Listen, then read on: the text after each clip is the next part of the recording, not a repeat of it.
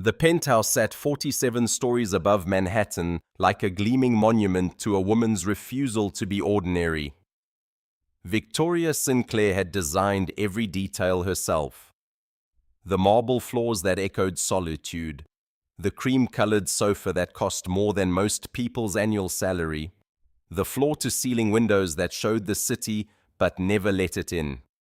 Every piece was a statement, every corner was controlled. At 2:47 in the morning on a February Wednesday, Victoria pushed through the heavy glass doors of her home and felt the familiar exhale that came only here.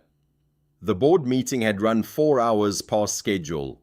4 hours of men in suits arguing about quarterly projections, about zoning regulations, about whether a company should expand into neighborhoods that couldn't afford them. 4 hours of her sitting at the head of a table reminding these men that she'd built Sinclair properties from nothing while they were still inheriting their mother's trust funds.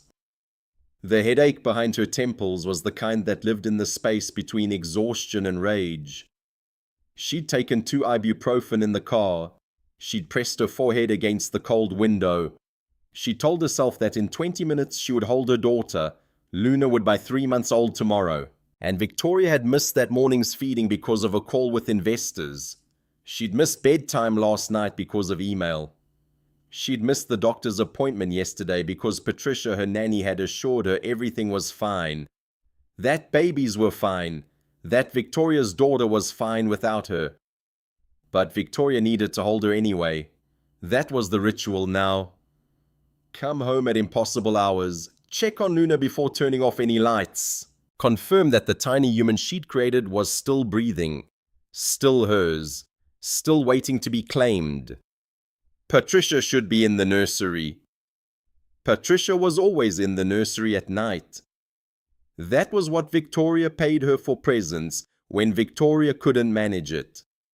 Competence when Victoria's schedule made motherhood feel like a luxury instead of a requirement. Instead, there was silence. Then a voice. Male. Humming something off-key. From the living room. Victoria's hand went to her phone. Not consciously. Her body moved before her mind caught up. The way an animal responds to threat. To wrongness. To something in its space that didn't belong. She moved toward the living room without breath.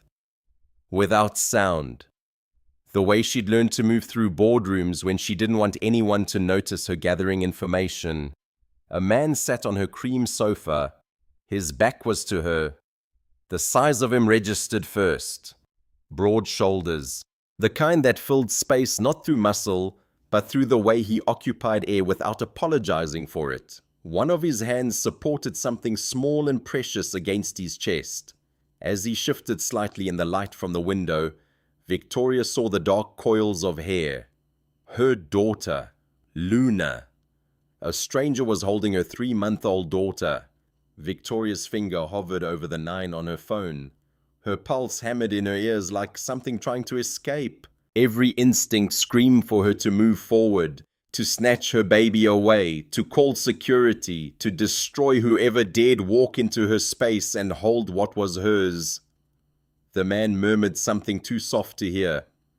His voice was deep, gentle in the way that felt performative. The way men perform gentleness when they wanted something. Then Luna made a sound Victoria hadn't heard in days. A coo, not a cry. A sound of contentment that landed like a punch to Victoria's sternum. There you go, sweetheart. His voice was barely above a whisper.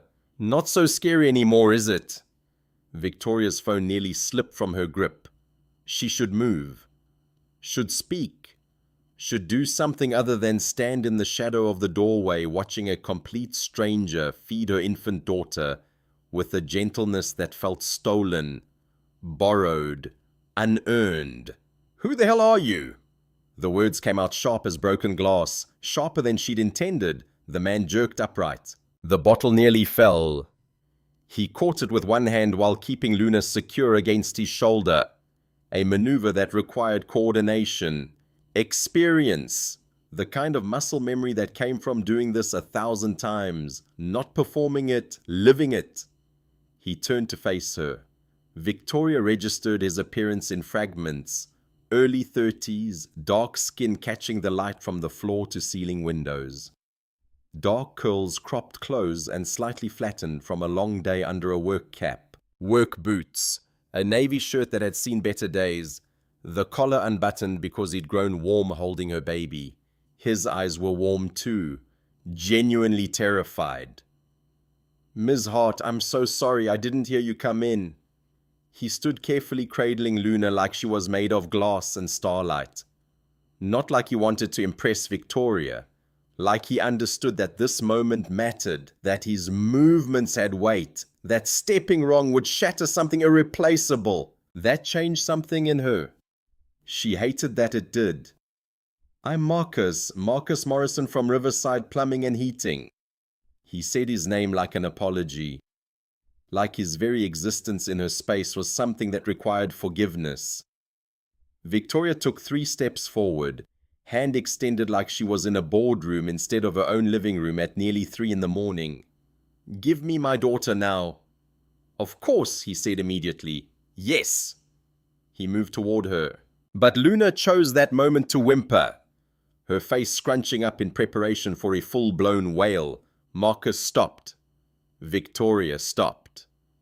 They stood frozen, a bizarre tableau in the middle of a $1 million penthouse. The baby, who barely knew her own mother's voice, began to cry. "I can explain," Marcus said quickly, bouncing slightly on his heels, the way Victoria had seen in parenting videos, but never quite managed to execute. "Hannah got an emergency call. Her mother fell. She asked if I could watch Lily for a few minutes while she left. My daughter with a plumber." Victoria's voice could have cut steel. "And I told her I have a son." He continued, the words coming faster now. The desperation of a man trying to explain something that couldn't really be explained. "That I knew what I was doing. It was only supposed to be 10 minutes, but then Luna got upset and the bottle was right there and I just..." He trailed off, looking helpless, in a way Victoria recognized, in the way a mirror looks helpless when it shows you something you weren't ready to see. "I'm sorry. I should have called you." Victoria reached for Luna. She was supposed to take her daughter, hold her, reclaim what was hers. Instead, Luna's cries intensified the moment Victoria's hands came near, her little body going rigid with rejection. Marcus winced like the baby's screams were his own pain. "She's been like that for about 20 minutes, he said carefully, not moving closer, not pushing, not trying to convince, just stating facts. "Wouldn't settle until I tried the bottle. I think she might have been hungry." Of course she was hungry. Victoria had left explicit instructions about feeding times, written them down in the leather planner she carried everywhere. Communicated them 3 times to Patricia to make sure there was no confusion. No room for the kind of mistakes that mothers made when they weren't paying attention. But Hannah must have gotten the emergency call before the scheduled feeding, and now her baby was being comforted by a stranger, while her own mother stood there useless, unable to do the one job she'd promised herself she was good at. "How long have you been here?" Victoria asked, fighting to keep her voice steady. "About 45 minutes total. The water heater issue took 20.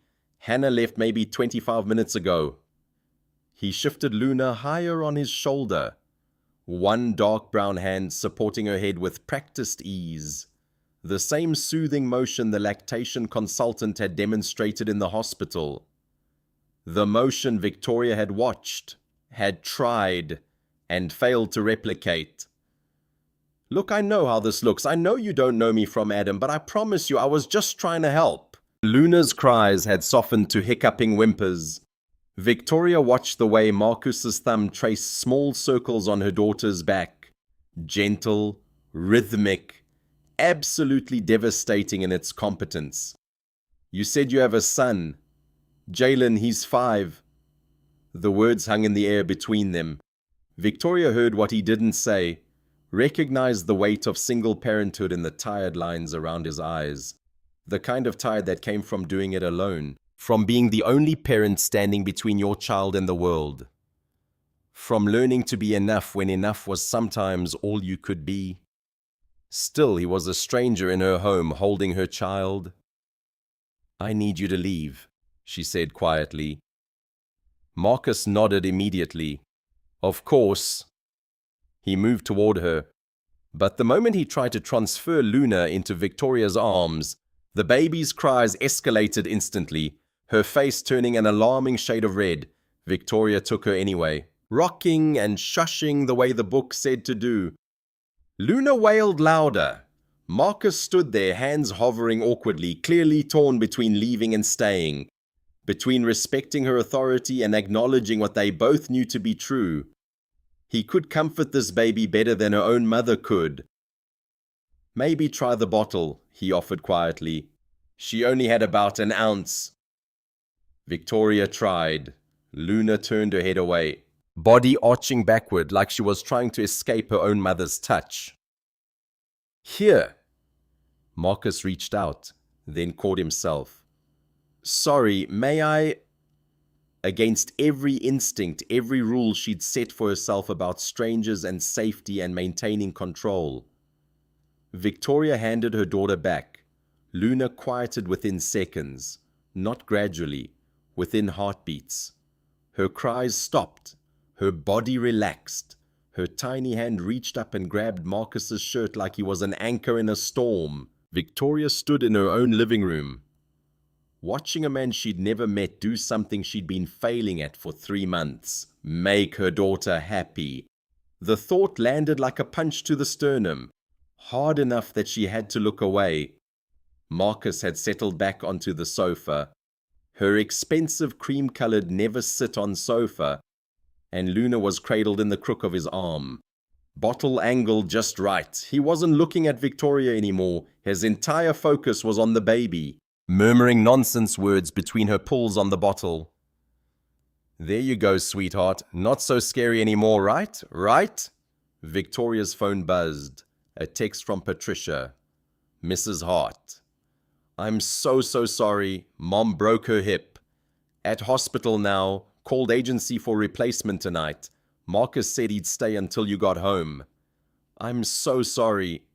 So he'd volunteered, hadn't been coerced or manipulated, had simply chosen to stay, to help, to be present with a baby who wasn't his, in a situation that wasn't his responsibility, for a woman who was currently looking at him like he'd committed some kind of crime. Victoria looked at him again, really looked this time, saw the careful way he supported Luna's head, the patience in his posture, the small smile when the baby's eyes started to droop. She saw a man who understood something about love that she'd been trying to buy her way through for 3 months. "You've done this before," she said. It wasn't a question. "Every day for 5 years. Marcus glanced up briefly. Jalen was colicky. Didn't sleep through the night until he was almost 2. I got pretty good at the midnight bottle shuffle. Where's his mother? The question was too personal, too intrusive. But Victoria needed to know who this man was before she could decide what to do with the information that he'd made her feel like a failure in her own home. Marcus's jaw tightened, almost imperceptibly. Car accident. 3 years ago. She was on her way home from picking up dinner.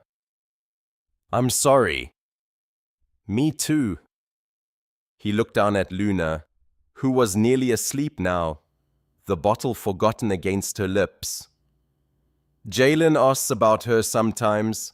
I show him pictures, tell him stories, try to make sure he knows she loved him. Victoria felt something crack open in her chest. She recognized that tone, the determination mixed with grief, the weight of being the only parent standing between your child and the world. She recognized it because she lived it. Lily's father isn't in the picture, she heard herself say. The words felt dangerous coming out, like she was confessing something she'd built her entire professional life around hiding. He signed away his rights before she was born, didn't want complications for his political career.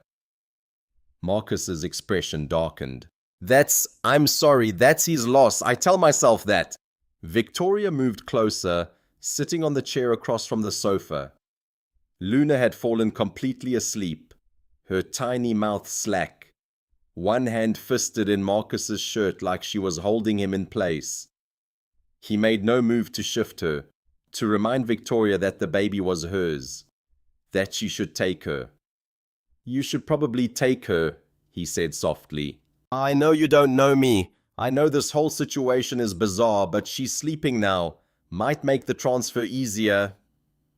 Victoria reached out, and this time Luna stayed peaceful, as Marcus carefully laid her in her mother's arms. The baby's weight settled against Victoria's chest, warm and perfect, completely entirely hers for the first time all day. "Thank you," Victoria whispered. "No problem." Marcus Morrison didn't look like he belonged in a penthouse. That was the first thought Victoria had as she watched him stand to leave, buttoning his shirt with the deliberate movements of someone acutely aware that he'd overstayed his welcome. His work boots had left no marks on her marble floors, but Victoria could imagine them there anyway.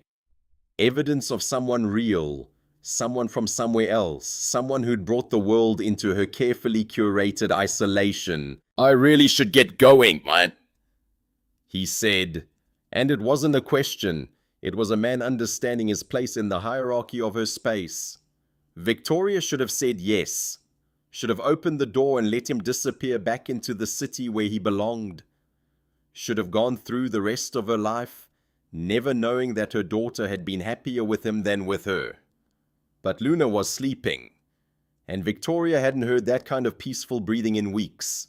"Patricia will need someone to train her replacement," Victoria said. It wasn't a request. It was the CEO making a business decision. And business decisions were the only decisions Victoria felt confident making anymore. "Can you come back tomorrow afternoon shift, say 2 p.m. Oh, Marcus looked surprised, not suspicious, just surprised, like he hadn't expected her to want anything from him except his absence. "Yeah, of course, if you need me to." "I do." He left after that, writing down his number on a piece of Victoria's expensive stationery like it was a sacred text. She watched him go, listened to the elevator descend, then spent the next hour sitting in her living room with Luna sleeping against her chest, trying to understand what had just happened. At 1:52 p.m. the next day, her phone buzzed. A text from Marcus. "I'm downstairs. Is this still okay?" Victoria's heart did something complicated. She was supposed to be in a call with investors. She'd moved mountains to clear this afternoon. "Yes. Come up." He arrived in the same work clothes, but this time he'd bought coffee. Decent coffee from somewhere that wasn't the lobby cafe. The kind that suggested he'd thought about her comfort. Victoria noticed this, and hated that she noticed it. They sat in the living room, Patricia hovering nearby for 30 minutes, while Victoria's nanny asked him questions about Luna's schedule, her feeding preferences, the exact way she liked her bottle angled. Marcus answered everything with patience that seemed infinite, never condescending, never suggesting that Patricia was incompetent, just sharing information the way someone shares knowledge with a colleague. By the time Patricia excused herself to make lunch, Victoria realized she knew nothing about this man except that he was better at caring for her daughter than she was. "I should apologize," she said, the words coming out before she could filter them. "For last night, for accusing you, for—" "You don't need to apologize for protecting your daughter," Marcus said simply. "Any mother would have done the same thing." "Any mother would have been here," Victoria said. He didn't argue with that, didn't try to comfort her or minimize what she'd said, just sat with the truth of it. And somehow that made it easier to breathe. "How long have you been doing this?" she asked. "Plumbing, I mean." "Since I was 18. My uncle started the company, brought me in to help. After Jalen was born, I bought him out, been running it myself for 5 years now." "That's a long time to work with your hands." "Yeah, well, it's honest work. I'm good at it. People call me when their water heater breaks at midnight and I show up and I fix it and they stop worrying. There's something good about that being the person someone calls when things fall apart. Victoria thought about that. She was the person people called when things fell apart too, but she fixed them with money and strategy and the careful deployment of power. She'd never considered it the same thing. "Can I ask you something?" she said. "Why did you stay last night? You didn't have to." Marcus looked at her for a long moment. Hannah panicked. She had a call from the hospital saying her mother fell and she was scared, and she asked me if I could stay. And I said yes, because that's what you do when someone you know is scared. You stay. He paused, and Victoria saw something shift in his expression. Something like recognition. "You were scared too," he continued quietly. "Last night, when I turned around and you saw me holding Lily, you were terrified. And I recognized it because I see it every time Jalen gets a new teacher or we go somewhere unfamiliar. It's the fear that you're not enough, that your kid will figure out everyone else is better." "I'm not scared of anything," Victoria said automatically. "You're terrified," Marcus said gently. "Your daughter stopped crying when I held her and you realized I could do something you couldn't. That's terrifying for someone who's built her whole life around being capable." He said it without judgment, just stated it like fact, the way he'd stated Luna's hunger the night before. Victoria felt something in her chest crack open, not break, crack, the kind of break that lets light in. "My therapist would like you," she said finally. Marcus laughed.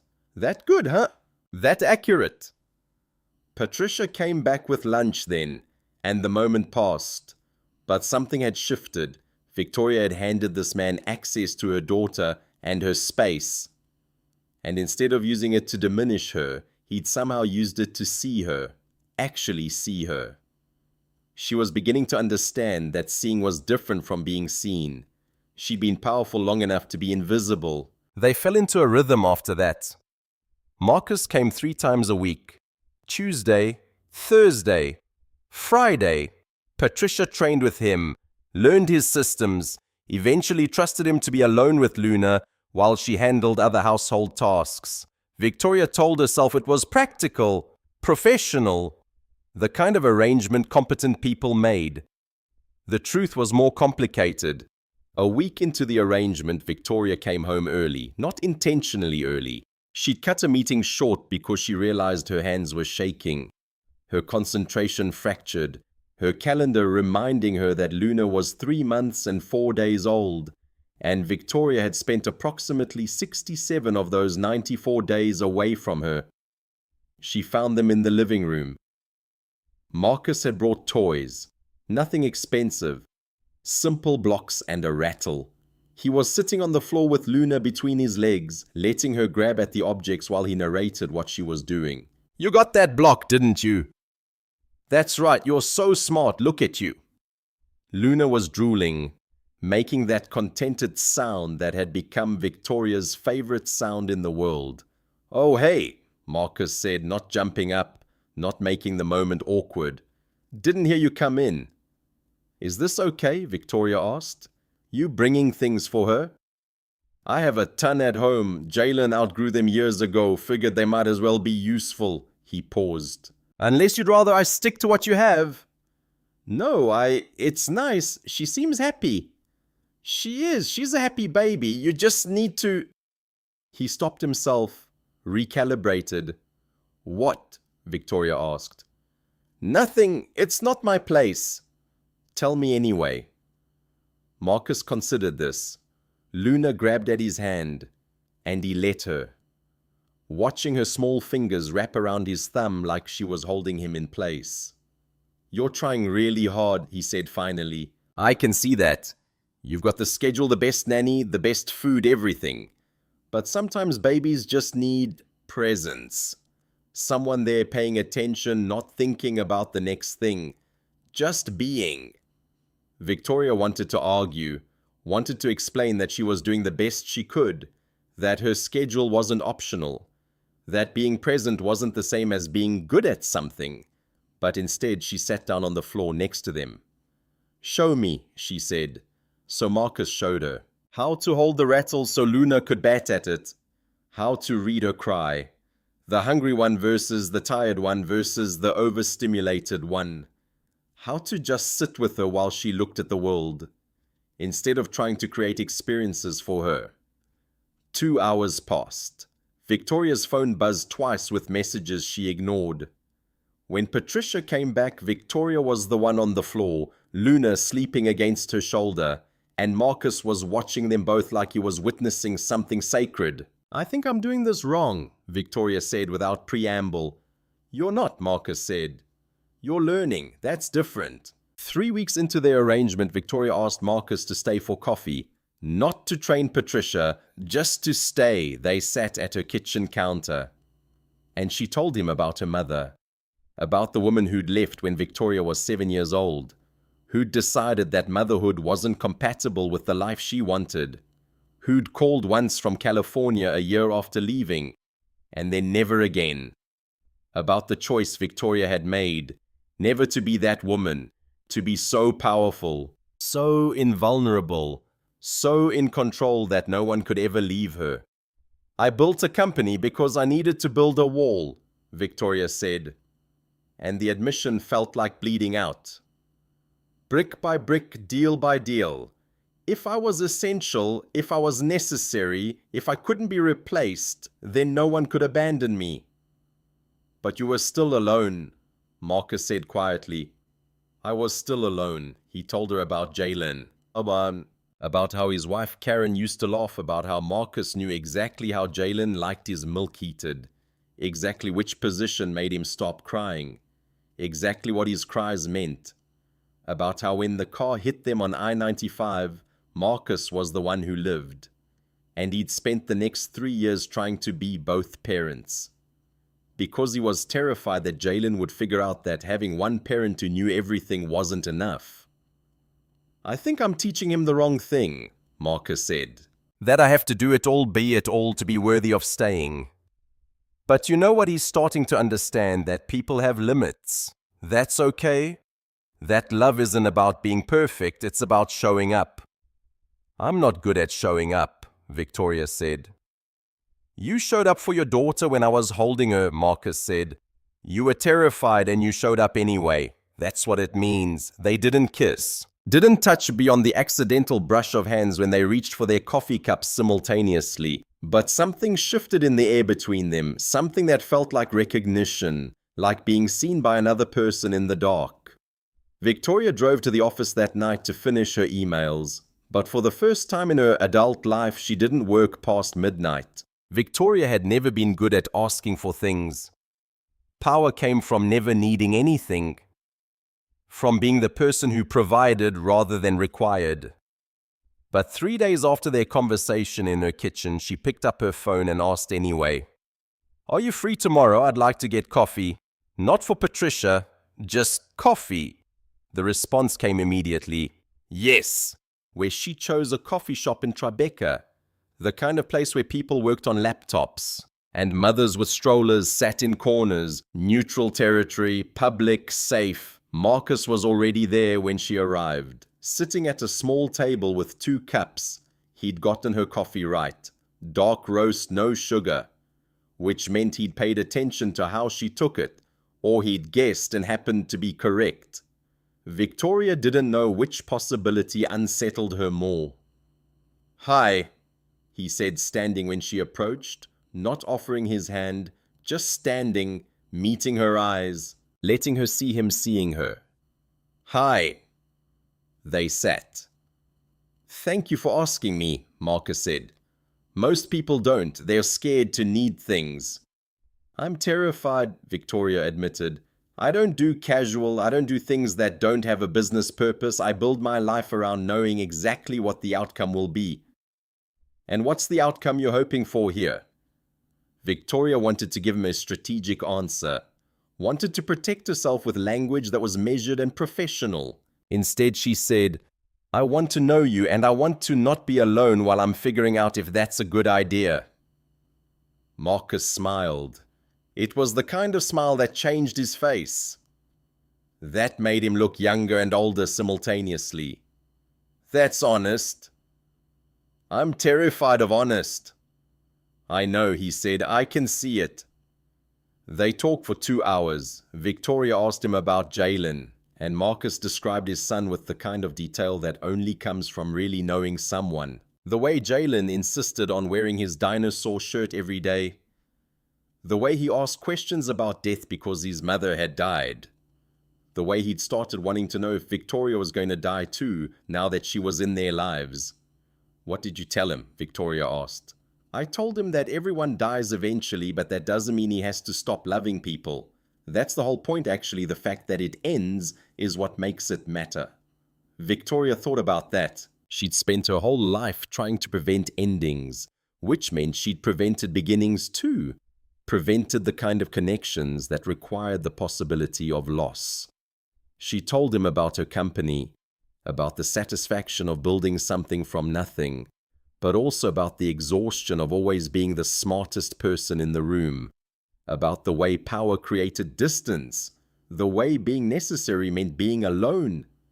What would you do if you didn't have to do that? Marcus asked. If you didn't have to be invulnerable?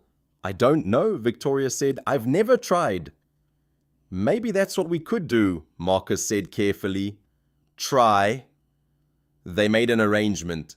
Coffee every Friday. Just coffee. Just time. Just two people learning what it meant to be seen by someone else without trying to control the outcome. The following Friday, Victoria cancelled a conference call. The Friday after that, she left a board meeting early. By the third week, she'd started rearranging her calendar around their meetings. Her assistant didn't ask why. Her assistant had learned long ago that Victoria made her own rules. You're changing, Patricia said one afternoon, watching Victoria sit in the living room with Luna instead of working. In a good way. I'm changing because I'm terrified, Victoria said, not because I've become better.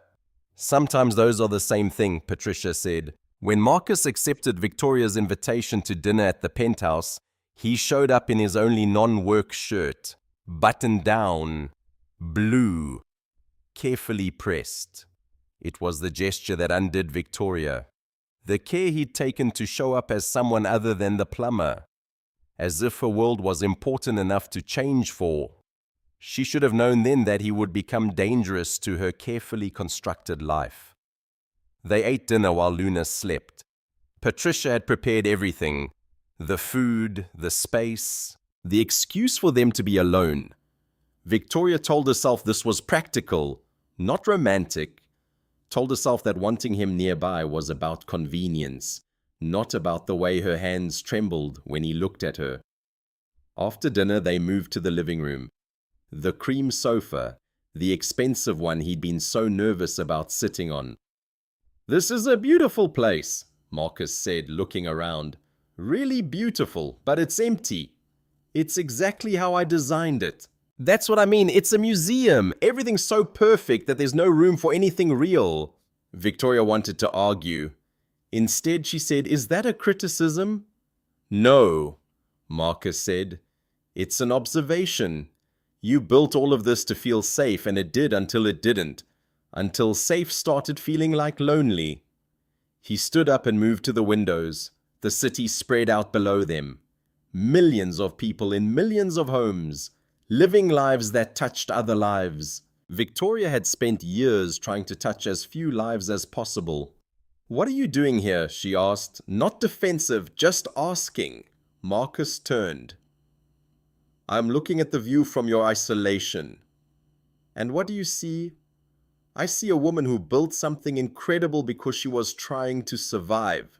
And now that she's survived, she doesn't know who she is without the surviving.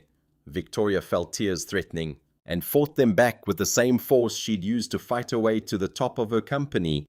I don't know how to do this. Do what? Need someone, trust someone, let someone see me and not think I'm broken. Marcus came back to the sofa. Didn't touch her, just sat close enough that she could feel his presence, steady and real. You're not broken, he said. You're just defended, and there's a difference. How can you tell, Bo? Because broken people can't love like you love your daughter. Defended people protect things. You'd burn the world down to protect Luna. That's not broken, that's fierce. He told her about losing Karen, about the moment the police called, and his entire world became before and after, about how he almost drowned in his own grief, because he had to stay alive for Jalen, had to be strong when his own knees wanted to collapse, about how the only thing that saved him was learning to let people help him. Was admitting that being a good father didn't mean being invulnerable. I had to break, Marcus said. I had to fall apart and get back up, and eventually I realized that falling apart wasn't failure. It was necessary. It was the only way I could learn that there were people who would catch me on the way down. Victoria looked at him, really looked at him, at the lines around his eyes that came from grief and survival and something like wisdom, at his hands, which were gentle but strong, which had held her daughter and her daughter's future in their calloused fingers. I think I need to fall apart, she whispered. Then fall, Marcus said, but not alone, I'll catch you. Week 5. Victoria realized she was thinking about her calendar around when she could see him. The arrangement was simple. Thursday afternoons, Marcus would pick up Jalen from school, and she would meet them. They would be together. Not in her penthouse, not in his apartment, but in the real world. Public, visible. Victoria drove to the school in her Range Rover, the car that cost more than Marcus's annual income. She parked in the visitor spot and felt every eye in the lot notice her arrival. Not because she was beautiful or remarkable, but because she didn't belong here. This was a world of school teachers and working parents, and people who worried about mortgage payments and sitter costs. She saw Marcus first, standing by the fence, Jalen's hand in his, both of them looking for her. Jalen's face lit up when he saw her. That was the moment Victoria understood that she was in serious trouble. "Evelyn's here!" Jalen shouted, pulling Marcus toward her. He was 6 probably, old enough to understand that adults were complicated, young enough to believe that Victoria's presence meant he was safe. "Hi, buddy," Victoria said, letting him hug her. He smelled like lunch and playground, and the specific scent of childhood. "Are you coming to dinner?" Jalen asked. "Dad said maybe you would." Marcus gave her a look, the kind of look that said, "No pressure, this is your choice." And that was the problem. It wasn't just about her anymore, it was about Jalen believing that Victoria would stay. It was about building expectations in a child whose mother had already left. "I have a board meeting at 7, Victoria heard herself say. "But maybe next week." She felt Marcus's disappointment like a physical thing. But he didn't push, didn't make her feel guilty, just nodded and took Jalen's hand again. "Next week for sure," he said. Victoria drove to her board meeting and sat through hours of discussion about quarterly projections and investor returns and the careful deployment of her company's power. She listened to Clayton Rothschild, her board chair, talk about expansion opportunities in neighborhoods she'd never visited, about profit margins that would displace families without leaving a mark on her conscience, and she realized she was in a boardroom making decisions about people's lives, while a 6-year-old was waiting for her to show up at dinner. The injustice of it hit her suddenly, not the injustice of others, but the injustice she was doing to herself. She'd spent her whole life proving she could have a company. What she hadn't proven was that she could have a life. She left the meeting at 7:45, left without permission, without announcement, just stood up and walked out while Clayton was mid-sentence. Her car brought her to Marcus's apartment in Brooklyn. It was small. A 1-bedroom that he'd somehow made into a home, with 2 kids' worth of toys and drawings, and the evidence of a life actually lived. Jalen was already in bed, Luna was sleeping in a portable crib in the corner, Marcus was cleaning up dinner. "I'm sorry," Victoria said, "I should have been here." "Yeah," Marcus said, "you should have been." He wasn't being cruel, just honest. And Victoria realized that the people who loved you were the only ones who could tell you the truth.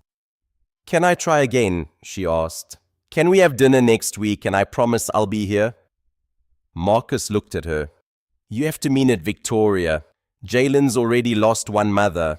He doesn't need to lose another one because you got scared and went back to your safe life. I'm not going back, Victoria said. I'm too far gone already. It wasn't the most romantic thing she could have said, but it was true. Somewhere between the night he'd held her daughter and right now in this small apartment that smelled like real life, Victoria had stopped being able to imagine returning to the woman she'd been. 2 weeks later, Victoria showed up on a Saturday afternoon without calling first. She had a key now. Marcus had given it to her. Casual as anything, like she was already part of his life. She let herself in and found him in the kitchen. Flour covered the counter. Both of them, Marcus and Jalen, were covered in flour, laughing about something. Marcus's hands guiding Jalen's smaller ones in the process of making cookies. They were messy, gloriously, completely messily happy. Evelyn, Jalen shouted, distracted, his attention still half on the cookies. We're making cookies and Dad says we can make them however we want. No rules. No rules, Marcus confirmed, except they have to be mostly edible. That's a rule, Jalen pointed out. A very loose rule, Marcus amended. Victoria sat on the small couch and watched. She watched Jalen explain his cookie philosophy. They should have more frosting than cookie, more chocolate than anything else. And if they fell apart, that was fine because they were still delicious.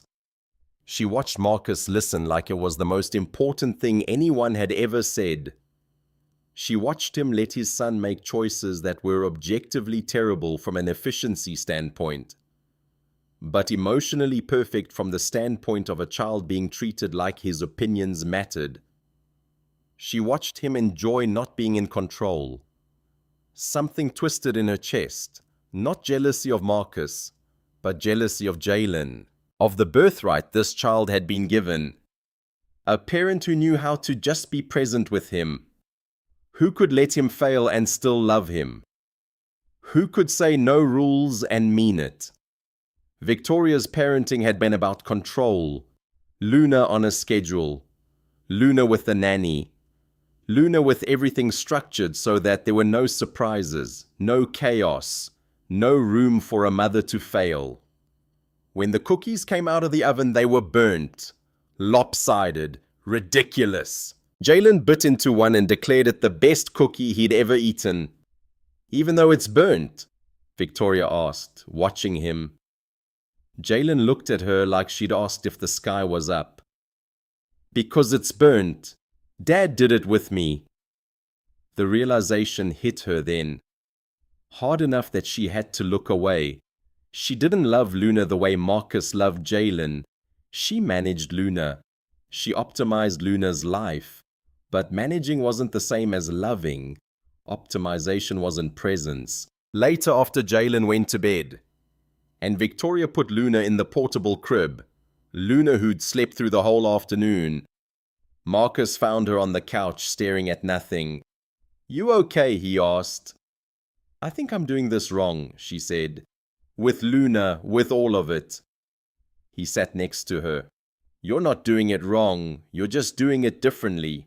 I have a nanny, she does bedtime, I work, that's the arrangement, and I thought that was fine because at least Luna had consistent care, reliable care, safe care. But she's happier with you and you're not even trying. You're trying, Marcus said gently. You're just trying in a different way. You're trying to provide security, stability, everything you didn't have. That's not wrong, that's love. It's not the kind of love Jalen gets. No, Marcus agreed. But Jalen's growing up knowing that his dad has limits, that his dad is human. That's important too. Luna will grow up knowing that her mother built her an empire. That's valuable. You're just learning to add presence to it. You're learning that you don't have to choose. But I keep choosing work. I know, Marcus said, but you're choosing differently. You cancelled a call last week to be here. You rearranged your schedule. Those are big choices for someone like you. Someone like me. Someone who's built her whole life around proving she can do it alone. Victoria wanted to argue. Instead, she said, I burned cookies with Luna once. I set them on fire. I didn't even realize it until smoke came pouring out of the oven." Marcus laughed. "Then that's your starting point. You're not the kind of mother who makes burnt cookies. But you could be, if you wanted. What if I'm not good at it? Then Jalen will still eat them and tell you they're the best cookies ever, and Luna will grow up believing that her mother tried. That's all you can really do." Victoria thought about the penthouse, about the cream sofa and the perfect schedule and the careful distance she'd maintained from actual human connection, about how all of that had still been lonely. "I want to be that kind of mother," she whispered. "The kind who burns cookies and laughs about it." "Then you will be," Marcus said. "You just have to stop being afraid of failing." "I don't know how to do that." "I know," Marcus said, "but I do, and I'll teach you." The fight came on a Wednesday, which was supposed to be routine. Victoria had scheduled an early release from work, had blocked her calendar, had made a promise to herself that she would be at Marcus's apartment by 5 p.m. to help with dinner, to be present for Jalen's bedtime, to be the kind of woman who showed up. Then Clayton Rothschild called. A client was pulling out of a major development deal. $200 million walking because of a zoning issue. Victoria could solve if she moved fast enough. She was on the phone with lawyers when she realized it was 7:47 p.m. By the time she got to Marcus's apartment, Jalen was already asleep. Luna, who'd been with Marcus all day, was bathed and in pajamas, and being held by a man who knew exactly how she liked to be held. Marcus didn't say anything when she came in, just handed her Luna and moved to the kitchen. "I'm sorry," Victoria said, following him. "The deal fell through and I had to—" "You didn't have to," Marcus said quietly. "You chose to." "Marcus." "That's the thing, Victoria. You keep framing this like you have no choice, like these things just happen to you. But you choose your company every time. You choose them over us. That's not fair. I have a company to run. I have people depending on me." "I know you do," he said. His voice was still quiet, which made it worse. Rage at least would have been honest. This quiet was something like disappointment. "And I'm not saying your company doesn't matter. But Jalen asked me today if you were going to die like his mom did, and I didn't know what to tell him." Victoria felt the ground tilt under her feet. "He asked what?" "He asked if everyone leaves. And I didn't have an answer that wasn't a lie." "Marcus, I'm not leaving." "Aren't you?" he said. "Because from where I'm standing, you show up here with Luna, hand her to me like I'm the backup plan, and you leave emotional pieces of yourself scattered all over the place because you can't figure out how to do both." "I'm doing my best." "Are you?" His voice rose then, frustration finally breaking through the patience. "Or are you doing what you've always done, controlling everything so no one can leave you? Because here's the thing, me staying or going, that's not about your company or your schedule or how much money you have. It's about whether you're willing to be vulnerable. And you're not. You're too busy being invulnerable." It was a low blow. It was accurate, which made it lower. "I think you should go," Victoria said quietly. "I'm not going anywhere." "No, I'm leaving. I'm going home." She gathered Luna and her things and drove back to the penthouse in a state of numb shock. She'd survived so many things. Her mother's abandonment, the competitive climb to power, the constant pressure to be enough. But she couldn't survive someone knowing exactly what was wrong with her and choosing to stay anyway. 3 days passed. Marcus didn't call. Victoria didn't reach out. She told herself this was good. This was ending things before they got more complicated. This was protecting herself the way she'd always protected herself. On day 4, a text came through. "I'm sorry, I was frustrated and I said something true but not kind. You deserve kindness too." Victoria read it 17 times. She'd been waiting for him to push harder, to make demands, to prove that she was right all along, that people only stayed as long as you were useful. That love was conditional. that the only way to protect yourself was to never let anyone get close. But Marcus hadn't done that. He'd apologized for the tone. Not the truth. She texted back, "I was scared, you were right. I was choosing safe over present." His response came immediately. "Can we try again?" Victoria looked at her calendar. She had a conference call at 4 p.m. She had investor meetings and board preparation and a company that required her constant attention. She blocked all of it, moved everything to next week, and drove to Marcus's apartment at 4:15 with her hands shaking on the steering wheel. "Hi," she said when he opened the door. "Hi." She didn't explain or justify, didn't pull out her phone or talk about her schedule. She just said, "I want to learn how to do this. And I don't know how, but I'm willing to try." Marcus looked at her for a long moment. Then he said, "Okay." What happened after that wasn't dramatic. She didn't quit her job or abandon her company. But she did leave a meeting early the following week.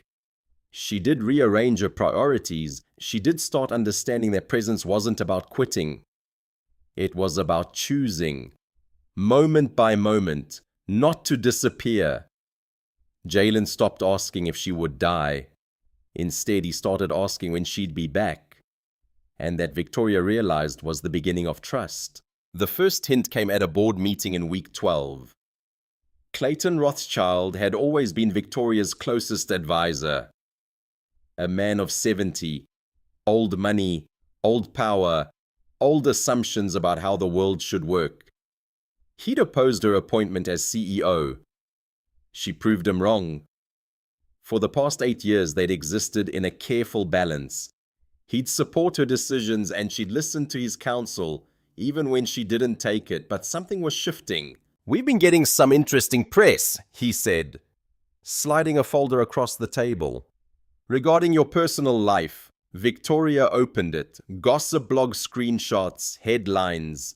Billionaire CEO dating working class contractor. What's she thinking? Another romance or rebrand CEO's new image. Another Sinclair's sympathy play. The articles were benign on the surface, but the implication was clear. Victoria had suddenly decided to date beneath her station. Suddenly decided to be relatable. Suddenly decided to be human. "It's not an issue," Clayton continued, "unless you're using your company's resources to manage optics, which from what I'm hearing you might be." "I'm not using company resources for my personal life," Victoria said carefully, "but you are less available. Board meetings are frequently rescheduled. Conference calls are moved for personal reasons. Your focus is clearly divided." "My focus is fine. I'm not questioning your competence," Clayton said. He was always so careful with his phrasing. Never a direct attack. Always a suggestion of concern. "I'm questioning your priorities and wondering if the board should be concerned about your judgment." The meeting continued. Other board members chimed in with their own concerns, framed as care, delivered as criticism. The consensus was gentle but clear. Step back from public-facing duties until the situation stabilized. "Stop dating the plumber. Remember where you came from." Victoria didn't argue. She waited until the meeting ended, then called her lawyer. Marcus saw the headlines that night. He was at her penthouse helping put Luna to bed when his phone buzzed with a notification. He read it in silence, his jaw tightening. "We should probably talk about this," Victoria said. "Yeah, we should." He didn't sit down, just stood there holding the phone, looking like a man watching something he'd always expected finally happen. "This is what I was afraid of," he said quietly, "that I'd become a liability for you." "You're not a liability." "Aren't I?" "You're getting pressure from your board. Your reputation is being questioned, and it's because you're dating a plumber instead of some hedge fund manager with a Harvard degree." "Marcus." "I've been thinking about stepping back," he said, "about making this easier for you." Victoria felt something ice over inside her. "What do you mean stepping back?" "I mean your company is important. Sinclair Properties has thousands of people who depend on you. I'm not going to be the reason that suffers." You're not the reason. Am I not? He turned to face her. Because from where I'm standing, I'm the complication. I'm the choice you have to defend, and I think maybe I should make the choice for you. He wrote the letter that night. She found it on his kitchen counter 3 days later when she let herself in with her key. Dear Ms. Hart, I've decided to step back from my involvement in your family's life. It's become clear that my presence is creating complications for your professional responsibilities, and that's not fair to you or to your company. I won't be the reason your board loses confidence in you, but I also care about you too much to stay and watch you choose between me and the empire you built. You're an incredible woman, and you deserve someone who doesn't come with class complications, someone who makes your life easier, not harder. I'm not that person. I hope you can find peace with that.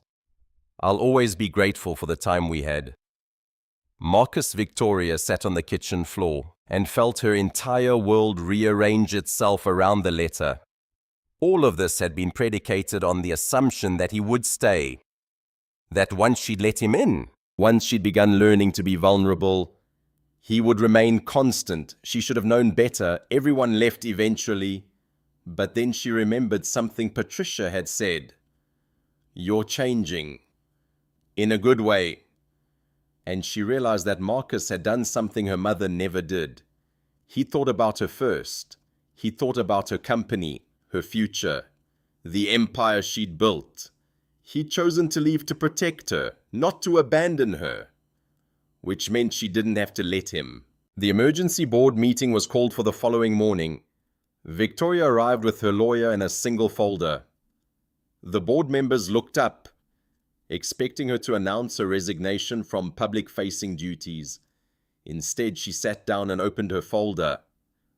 Gentlemen, she said, using that voice, the one that had earned her their respect in the first place. Let's talk about what you're actually concerned about.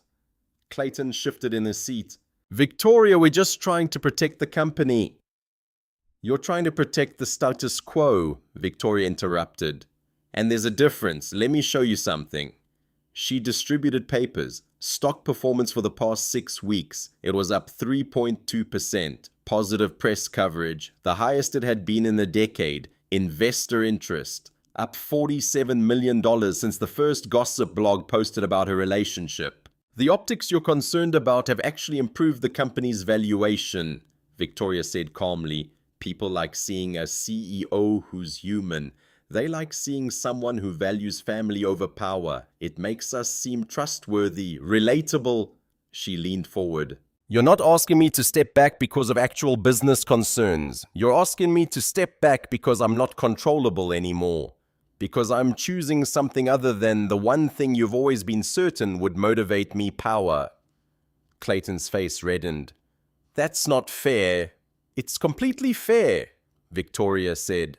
I've given you a profitable quarter. I've delivered growth. I've positioned this company for the future. And you're threatened because I'm doing it while loving someone. That says more about you than it says about me. She stood. Here's what's going to happen. You're going to go home. You're going to think about whether you want to continue working for a company where the CEO makes her own choices about her personal life. And tomorrow morning, you're going to send me an email, either support or resignation. Your choice. You can't speak to us this way, someone started. Actually, I can, Victoria said. You know why? Because I own 51% of this company. I built it when everyone said a woman couldn't, and I'm not about to let you tear it down because I'm choosing happiness. She headed toward the door. We're done here. No one called her back. She drove to Marcus's apartment with the letter in her purse and rage in her heart. He answered the door looking exhausted. Jalen visible behind them watching cartoons. I got your letter, Victoria said without preamble. Marcus winced. Evelyn, It's insulting, she said. Do you understand that you think I can't handle my own board, that I need you to sacrifice yourself to protect me? That's not what She stopped herself, composed her breathing. This was too important to let anger do the talking. I'm a billionaire, Marcus. I've been underestimated my entire life. I fought for every dollar, every contract, every ounce of respect in a world that was designed for men who look like Clayton Rothschild. Do you really think I'm going to let a bunch of men in suits dictate who I care about? I was trying to make it easier. I don't want easier, she said. I want you. The words hung in the air. She pushed forward before she lost her nerve. I went to my board this morning. I told them to choose support me or resign. And you know what? They're choosing resignation. Because you know what? The company actually performs better when I'm happy. We've gotten more investor interest, better press, higher valuation. All because people see a CEO who has a life outside of work. Marcus stared at her. You did what? I did it because you matter more than their approval. Because I'm done making my life smaller to keep them comfortable, and I'm not done. Because I'm also hiring you, Director of Sustainable Infrastructure Development. Real job, real salary, real future. And not because you're dating me. Because you're qualified and brilliant, and I want your vision for how we develop urban spaces with actual care for the communities involved. He still wasn't speaking. Victoria kept going. I spent 34 years building walls, being strong, being untouchable, and then you held my daughter for 5 minutes and everything I'd built crumbled. But you know what? The crumbling was necessary, because I was building on the wrong foundation. I was trying to create an empire that would prove no one could leave me. But what I actually needed was to learn that some people stay because they choose to not, because you've made yourself indispensable. She stepped closer. This isn't going to be easy. The scrutiny is just beginning. People are going to say terrible things about both of us. They're going to judge Jalen, judge Luna, judge the fact that a billionaire CEO chose a plumbing contractor over a hedge fund manager. And it's going to hurt sometimes. Victoria! Let me finish. I know that Jalen's already lost one mother. I'm not going to be another person who disappears on him. And Luna needs both of us to show up, not perfectly, not according to some schedule, but showing up. That's all love is really, showing up over and over, even when it would be easier to leave. Marcus was quiet for a long moment. Then he said, I was trying to protect you. I know, she said. But I don't need protection. I need partnership. I need someone who sees me at my worst and chooses to stay, who calls me out when I'm being controlled and helps me learn another way, who knows that the most important thing I'll ever build isn't a company, it's a family. He moved then, closing the distance between them. You're kind of terrifying when you're determined, he said. I'm a billionaire CEO, Victoria replied. Terrifying is my baseline. He kissed her then, and it felt like every promise she'd ever made herself. Reconstructed into something real. When they broke apart, Jalen's voice came from inside the apartment. Dad, is Evelyn staying for dinner? Marcus looked at Victoria, eyebrows raised. A question, a choice, a possibility. I'd love to, she said. Marcus pulled her inside. The apartment was small and chaotic. Toys on the floor, dishes in the sink. Jalen pausing his cartoon to jump on Victoria and ask her 17 questions about whether she was going to live there now, whether she thought dinosaurs would have been scared of Jalen, whether she knew that his dad was teaching him to cook. Fair warning, Marcus said, moving to the kitchen. The apartment's a mess. Dinner's going to be takeout and Jalen will probably try to convince you that bedtime is optional. Sounds perfect, Victoria said, and she meant it. Clayton Rothschild called the next morning and resigned, just like that. No explanation, just a quiet message that he'd decided to step down and wished Victoria well. 3 other board members followed within 24 hours. Victoria's lawyer called with even more interesting news. You should know, the lawyer said, that Clayton had been negotiating a merger with Stratton Development. Foreign ownership. The deal would have shifted your company's direction significantly, specifically toward expansion into low-income neighborhoods with the intent to rezone them for high-value commercial development, essentially displacing thousands of families. Victoria felt something shift. How many families? From what I can see, somewhere in the range of 200 across multiple neighborhoods. And I was supposed to approve this. Clayton was pushing for it. He'd structured it so that the financial benefit to you personally would have been substantial, but the community impact would have been significant. Victoria sat with that information for a long moment. All of those board members who'd pressured her to step back, to stop choosing Marcus, to remember where she came from, they'd been protecting their own interests, their own profits. The expansion that would have built their wealth on the backs of families who had nowhere else to go. Her choice to stand up for Marcus had actually protected her company from something she would have hated herself for doing. 3 months later, Sinclair Properties held an official press event announcing the creation of a new division, Sustainable Infrastructure Development. Marcus stood on a stage with Victoria, both of them introducing a vision that had been germinating since the day she'd watched him make burnt cookies with his son. A vision for building in a way that served communities, not extracted from them. A vision that used Sinclair Properties' resources and power not to displace but to uplift. This division, Victoria announced, will focus on sustainable community-centered urban development. We'll partner with local contractors, including small businesses like Riverside Plumbing and Heating, to create infrastructure that actually serves the people who live in these neighborhoods. We're talking water systems designed with longevity in mind, not just profit. Heating and cooling systems that are affordable and reliable. Development that strengthens communities instead of destroying them. The press response was enthusiastic. Investors saw profit potential, community saw hope, and Marcus, standing beside Victoria, looked like a man who'd finally found a platform for a vision he'd been carrying his whole life. When he spoke, he talked about his own neighborhood, about the way systems failed for working-class families because no one built them to last, about the difference between infrastructure that was designed for profit and infrastructure that was designed for people. I've fixed water heaters at 2 a.m. for people who couldn't afford to be without heat, Marcus said. I've watched families choose between hot water and hot meals. That doesn't have to be how it is. We can build better. We can do better. And Sinclair Properties is committing to proving that better is also profitable. They sold the penthouse 6 months later. Victoria had walked into that space on the night she found Marcus holding her daughter, and she'd called it home. But it had never been home. It had been a monument to isolation, a gleaming proof that she could survive alone. The brownstone in Brooklyn that they bought together was smaller, less impressive. It had a yard for Jalen and a nursery overlooking a garden. It had worn wood floors and walls that had held other families' lives before it held theirs.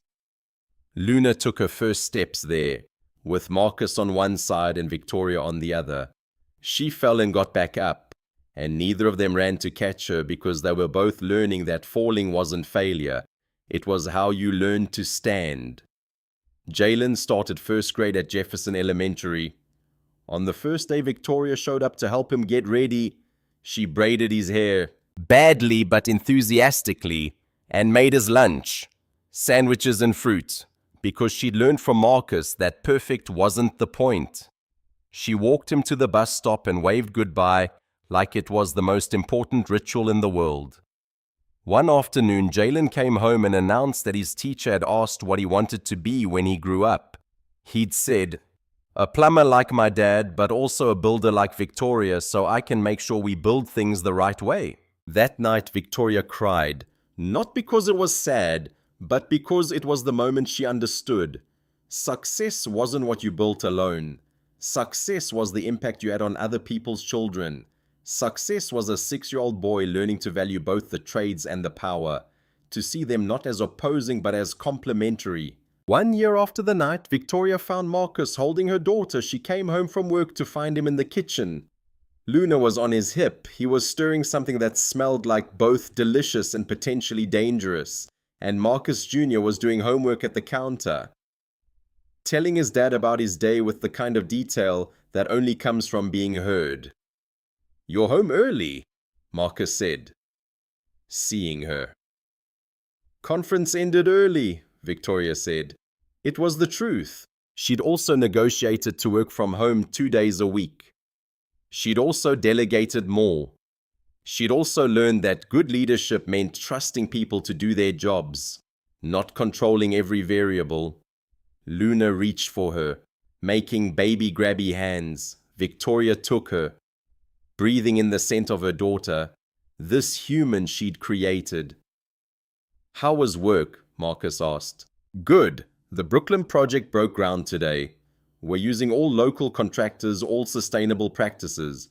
It's going to be the blueprint for everything we do going forward." She said it with satisfaction.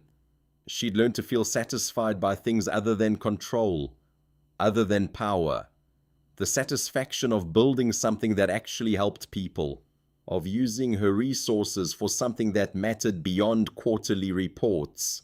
Later, after Jalen was in bed and Luna was sleeping, and the kitchen had been cleaned, mostly by the both of them together, they sat on the porch of their brownstone with wine and the city lights. "I was thinking about something," Marcus said. "What?"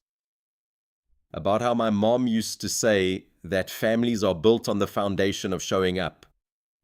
That love isn't grand gestures, it's the daily choice to be there, to pay attention, to choose each other over and over."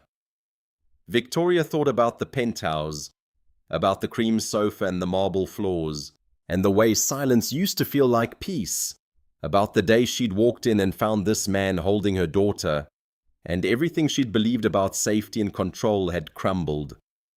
"I was terrified," she said, "that first night, not of you, but of what you represented.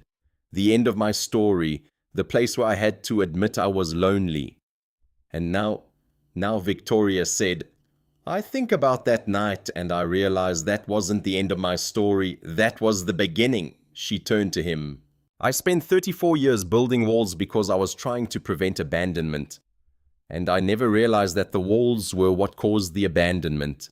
They kept everyone at a distance. They made me untouchable and alone simultaneously." "And now you're not untouchable," Marcus said. "Now I'm not." Victoria agreed. "Now I'm just human. Just someone trying to be present with the people I love. Just someone learning that vulnerability isn't weakness." Marcus reached over and took her hand. "Success used to mean I had to have it all figured out," Victoria continued.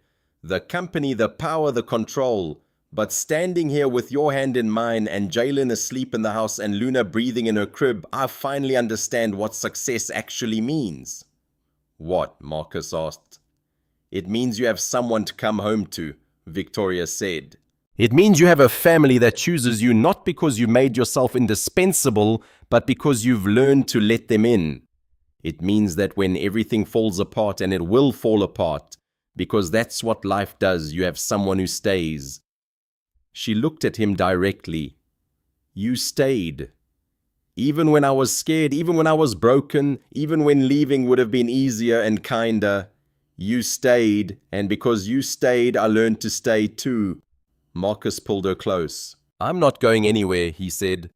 "I know that's probably terrifying for you, the idea that something could be permanent, that someone could choose to stay. But I'm here.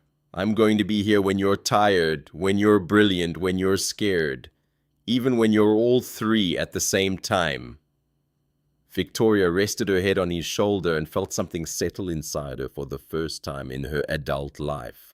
Not peace exactly, but presence, not safety, but acceptance, not control, but trust. "I love you," she said. "I know," Marcus said, "and I love you too." It wasn't the most romantic declaration, but it was true. It was real. It was the kind of love that survived reality, that didn't require grand gestures or perfect circumstances. It was the kind of love that showed up on ordinary Tuesday nights in a small kitchen in Brooklyn. It was the kind of love worth every wall she'd had to break down to find it. Luna took her first meaningful steps, not wobbly and uncertain, but confident, toward both of them on a Tuesday evening 6 months later. Jalen helped her practice, encouraging her with the same patience Marcus had once shown Victoria. "Come on, Lily, you can do it. Dad and Victoria are right there." That night, after the children slept, Victoria and Marcus stood on their porch, and she said something she'd been thinking about for weeks. "I want to marry you." Not a question, not a proposition, just a statement, a choice, a promise. Marcus looked at her. "Is that you telling me or asking me?" "Both," Victoria said. "I'm telling you who I am, a woman who's learned that success isn't an empire, it's a home. And I'm asking you, will you keep building this home with me?" "Yes," Marcus said immediately. "To all of it. Yes." 3 months later, they married quietly, just family at City Hall. Jalen carrying Luna as the flower girl. Patricia and Marcus's sister witnessing.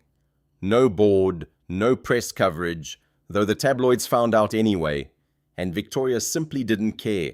Just a woman and a man who'd learned that the most powerful thing they could do was choose each other, publicly and permanently. Victoria still ran Sinclair Properties.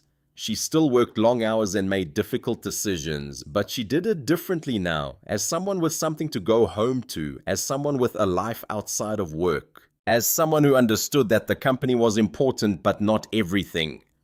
Marcus's sustainable infrastructure division became the fastest growing part of the company. Their partnership, professional and personal, proved that you could do good and do well simultaneously. That profit and ethics weren't opposed forces, that the best business decisions were the ones that served people first.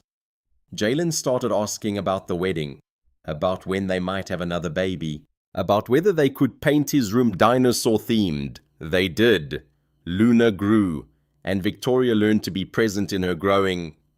Not controlling it, not scheduling it, just witnessing it and being grateful.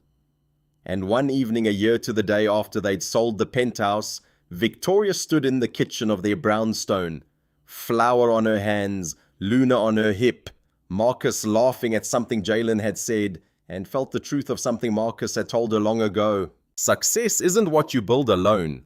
Success is who you become when you learn to let people in. Success is the daily choice to show up for people who matter, even when it would be easier to disappear. Victoria had spent 34 years building an empire to prove she wouldn't be abandoned. It took meeting a plumber in her living room to understand that she'd been building the wrong thing all along. The thing worth building was a life. The thing worth protecting was love. And the thing worth fighting for was the person who sees you at your worst and chooses to stay anyway. She'd finally found all of that, and she was never letting it go. How many of us build walls thinking they're protection, when really they're just fancy prisons? How many billionaires, how many powerful people, how many mothers sit alone in perfectly designed spaces and mistake silence for peace? If this story stayed with you, if you saw yourself in Victoria's fear or Marcus's patience, or that moment when everything changes because someone chooses love over control, then you know what it feels like to finally understand that success means nothing without someone to share it with. When the person you're supposed to be separate from turns out to be the person you can't live without. When the thing you built to survive becomes the thing you have to rebuild to actually live. When you finally realize that vulnerability isn't weakness, it's the only way to become whole. Subscribe our channel for more stories like this. Stories about second chances and first loves. And people learning that the most powerful thing they can do is let someone in. Because that's what this is really. It's about letting someone in and the courage that takes.